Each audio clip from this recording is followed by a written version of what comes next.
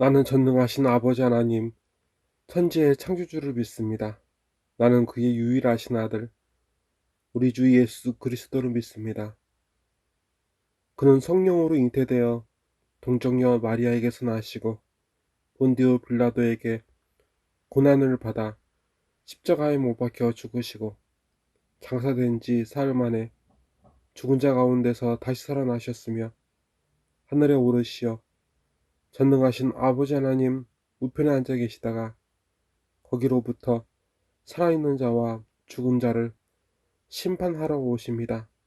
나는 성령을 믿으며 거룩한 공교회와 성도의 교제와 죄를 용서받는 것과 몸의 부활과 영생을 믿습니다. 아멘. 하나님 아버지, 주일을 맞이하여 여기 아버지 하나님께 예배하는 자들을 불쌍히 여겨 주시옵소서.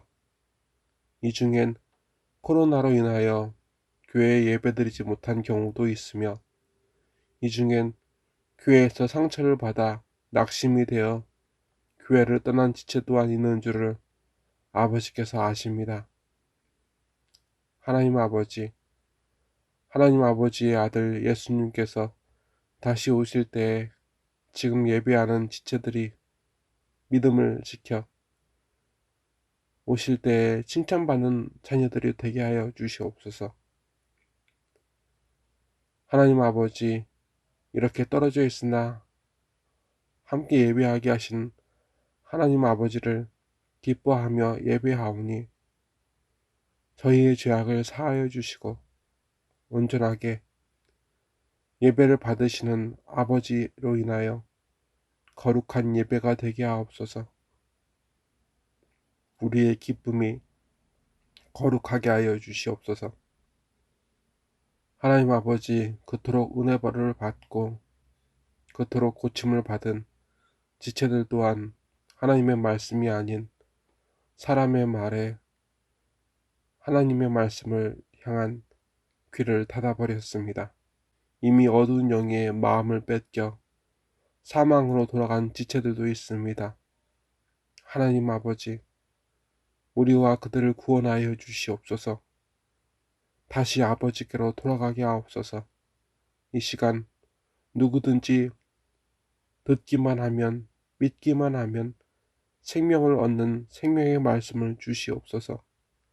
나사렛 예수 그리스도의 이름으로 간절히 기도드리옵나이다. 아멘. 오늘 우리에게 허락하신 우리 하나님 아버지의 생명 말씀은 마가복음 10장 1절부터 12절까지의 말씀입니다. 합독하시겠습니다. 예수께서 거기를 떠나 유대 지경과 요단강 건너편으로 가시니 무리가 다시 모여들거늘 예수께서 다시 전례대로 가르치시더니 바리새인들이 예수께 나와 그를 시험하여 묻되 사람이 아내를 버리는 것이 옳으니이까 대답하여 이르시되 모세가 어떻게 너희에게 명하였느냐 이르되 모세는 이혼 증서를 써주어 버리기를 허락하였나이다.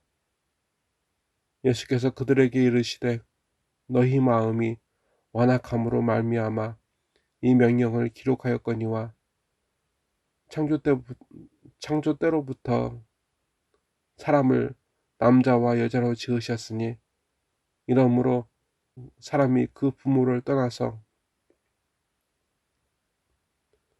그 둘이 한 몸이 될지니라.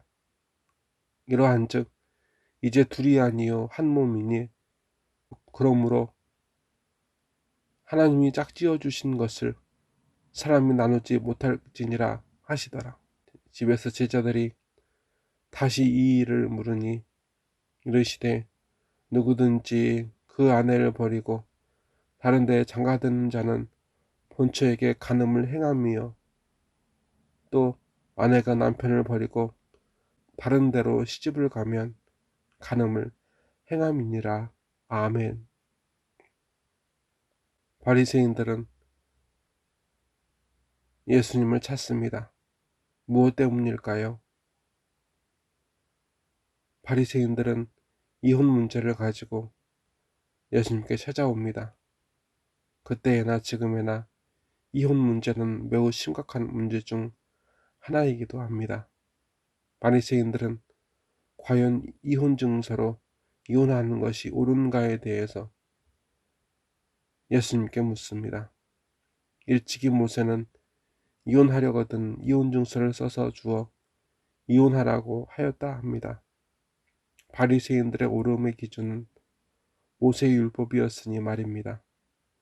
솔직히 그들의 기준에서는 이렇게 형식만 갖추면 이혼해도 무방하다고 여겼음이 분명합니다. 그런데 우리 예수님께서는 그 이혼이 하나님의 의로우심에 의한 것이 아니라 사람의 욕심으로 인한 것임을 깨닫게 하십니다. 이르되 모세는 이혼 증서를 써주어 버리기를 허락하였나이다. 예수께서 그들에게 이르시되 너희 마음이 완악함으로 말미암아 이 명령을 기록하였거니와 아멘. 사전에서 완악함이란 자기 생각만을 강하게 고집하여 타인의 의견을 전혀 받아들이지 않는 마음을 말합니다. 결국 모세 때의 모든 사람은 모세를 통하여 깨닫게 하신 하나님의 말씀을 근거로 자신의 생각이나 말이나 행동을 바꾸지 않습니다. 오로지 자기의 즐거움을 그 당시 사람들은 쫓았습니다. 하나님의 말씀이 아닌. 이런 터에 하나님께서는 그들의 완악함에 대한 하나의 장치로 모세를 통해 이혼 증서를 써서 혹 재혼하는 가정에 대한 혹 육체의 욕망으로 무분별한 파괴 행위를 지향하고자 하셨을 가능성이 있습니다. 실제로 오늘날에도 이혼한 관계이나 재혼한 전 배우자의 가정에 위해를 가하거나 간음을 하는 일들이 얼마나 많은지 모릅니다. 그러던 터에 이혼을 한 사람이라고 그렇게 구분하지 않는다면 더 심각한 일들이 일어날 수 있습니다. 예수님께서는 이어 이렇게 말씀하십니다. 창조 때로부터 사람을 남자와 여자로 지으셨으니 이러므로 사람이 그 부모를 떠나서 그 둘이 한 몸이 될지니라. 이러한즉 이제 둘이 아니요 한 몸이니 이러므로 하나님이 짝지어 주신 것을 사람이 나누지 못할지니라 하시더라. 아멘. 예수님께서는 남녀 곧 아담과 하와를 지으신 하나님을 기억하게 하십니다. 그리고 하나님께서는 이제 부모에게 속한 남자와 여자가 아닌 부모에게 속하지 않은 독립적인 하나된 가정을 만드셨음을 분명히 알게 하십니다. 하나님께서 하나되게 하신 것을 어느 누구라도 나누게 하는 자들은 가정을 세우신 하나님께 반하는 반역죄와 같습니다. 사람들은 이혼할 때에 결혼한 사실을 잘못된 선택이라 정하고 이혼을 합니다. 그러나 결혼할 때에도 이혼할 때에도 남녀를 하나 되게 하사 가정을 세우시는 하나님의 말씀에 귀를 기울이려 하지 않습니다. 그렇게 오늘날에도 사람은 자신의 완악함, 자기 생각만을 강하게 고집하여 하나님의 말씀을 전혀 받아들이지 않는 마음을 포기하지 않습니다. 이 세상엔 참 많은 완악함으로 가정을 무너뜨리는 사람들이 얼마나 많은지 보십시오. 배우자일 수도 있고 자기 자신일 수도 있고 여러 사람이 이해관계에 따라 스스로의 가정을, 타인의 가정을 쉽게 무너뜨립니다. 심지어 하나님을 믿는다고 하는 교회 안에서의 지체들 속에서도 빈번하게 일어나는 일입니다. 마치 그 당시 바리새인들 중에서도 빈번하던 말입니다. 집에서 제자들이 다시 이를 물으니 이르시되 누구든지 그 아내를 버리고 다른 데 장가드는 자는 본처에게 간음을 행함이요 또 아내가 남편을 버리고 다른 데로 시집을 가면 간음을 행함이니라. 아멘. 예수님은 제자들을 향해 이렇게 그들의 행동을 정죄하셨습니다.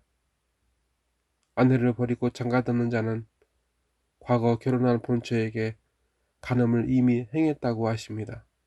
왜냐하면 하나님께서 세우시는 가정은 단순히 성적인 이끌림으로 하나 될 수 있는 가정이 아니기 때문입니다. 예수님은 그 반대의 경우에도 그렇게 정죄하셨습니다. 여러분 중에는 이혼이 단순히 성적인 흥미의 실종이 아니라고 더 심각한 문제가 있을 수 있다고 할 사람도 분명히 있는 줄 압니다. 맞습니다. 수년 또는 수십 년 동안 살아온 사람이 이혼하는 데에는 참 많은 이유가 있습니다. 하지만 여러분 기억하십시오. 결혼식 예배에서 많이 본문으로 쓰이는 에베소서 5장 22절부터 33절까지의 말씀입니다. 아내들이여 자기 남편에게 복종하기를 주께 하듯 하라.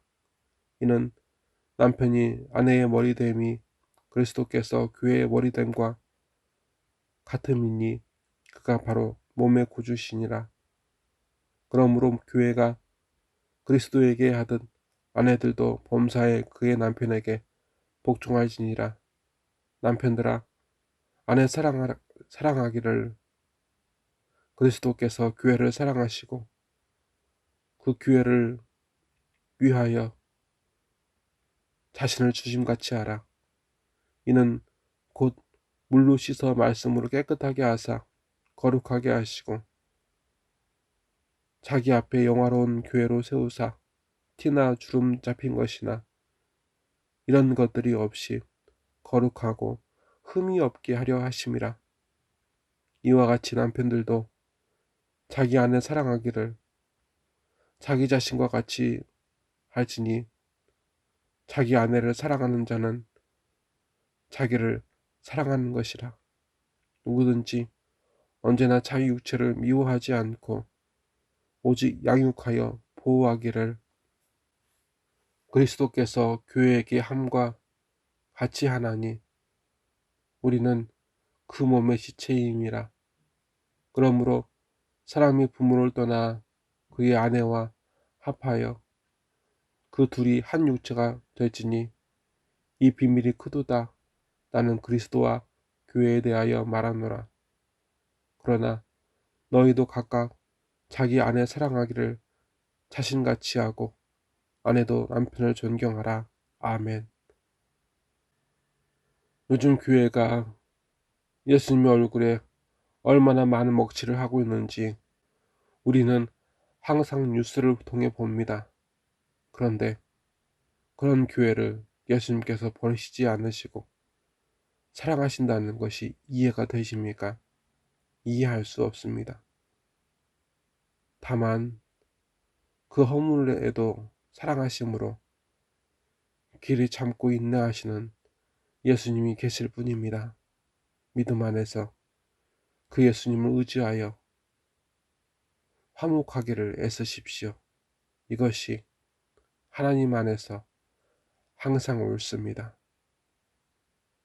오늘 가정 이혼에 대해서 말씀을 받았으나 다시 우리 삶을 넓게 보면 오늘 결혼과 이혼뿐만 아니라 수많은 선택을 우리는 지나온 세월 동안 했고 지금도 하고 있습니다. 그 선택을 해야 할 때 하나님의 지혜를 구하여 하나님의 말씀에 귀를 얼마나 기울여 보셨습니까? 그리고 오늘 그리고 앞으로 있을 수많은 선택 속에서 얼마나 하나님의 말씀에 귀를 기울이시겠습니까? 다 함께 기도하시겠습니다. 하나님 아버지, 이 시간 우리의 예배를 받아주심에 감사드립니다. 가정의 달을 9일 정도 남겨둔 오늘 이 말씀을 주심에 감사드립니다. 가정을 귀하게 여기게 하시고 가정을 지키기 위해 인내하는 기도하는 지체들 위해 상을 베풀어 주시옵소서. 이뿐 아니라 하나님 나라를 위하여 결혼하지 아니하고 주어진 삶 속에서 하나님을 영화롭게 하는 지체들에게도 상을 베풀어 주셔서 하늘 소망으로 새 삶을 살게 하여 주시옵소서. 이 시간 예배를 드리며 예물을 드리는 손길이 있습니다. 예배와 예물을 받아 주시옵고 우리 안에 있는 이 완악함을 제하시어 우리 안에 완악함이 역사하지 못하고 하나님의 은혜만 역사하게 하옵소서. 하나님의 말씀만 역사하게 하옵소서. 우리 중에 고되고 지친 삶에 무너진 이들도 있으며 질병과 가난, 외로움과 탄식에 붙들린 채 살아가는 지체도 있습니다. 하나님 아버지, 고쳐주시옵소서. 회복시켜 주시옵소서. 혹 결혼을 앞두거나 이혼의 위기 가운데 있는 지체가 있거든 하나님 아버지의 뜻을 구하게 하시고 아름다운 가정을 이루게 하시고 지키게 하시되 이미 이혼한 가정이 있거든 그 이혼한 지체들의 상처들을 고쳐주시옵소서. 나사렛 예수 그리스도의 이름으로 간절히 기도드리옵나이다. 아멘. 지금은 많은 중요한 선택의 갈림길에서 먼저 하나님의 뜻을 구하는 지체들을 위해 주 예수 그리스도의 은혜와 주 하나님 아버지의 사랑과 주 성령님의 감화감동 역사하심이 이제로부터 영원토록 함께 계시로다. 아멘.